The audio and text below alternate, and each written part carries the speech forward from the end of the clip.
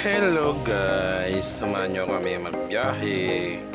Dito yung daan namin. Nakikita nyo ba na bako-bako. Pero okay na to kasi simentado naman. Diba? Dati ito, sobrang hirap itong daan na to. Putikan. Pero ngayon, ayan, nakikita nyo, kaya na lumakyat yung 4 wheels dito. Dati kabayo lang at kalabaw ang dumadaan sa lugar na to. Kasi alam nyo naman, syempre di ba, bundok, mahirap mabot ng ganito, kalsada. Pero maraming salamat sa gobyerno kasi natulungan yung daan namin na mapagawa ng kalsada.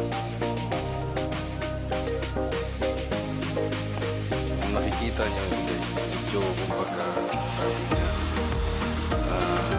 luma na, matagal na din ito, mga ilang years na din ang nakalipas, so kailangan din ng renovate, pero okay pa naman siya. May mga part lang na bako, sira na, pero maganda pa rin kasi napapasok na siya ng motor, ng mga sasakyan, nakapasok na, nakapunta na dito sa aming lugar. Dito makikita niyo ito na ipakyat, sobrang makyat yan guys.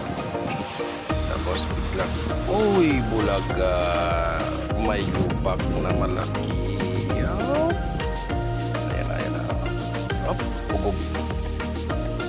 Aray. Aray. Toro. Tapos yan, pakyat ulit. Yung kasama ko, yung driver ko pala,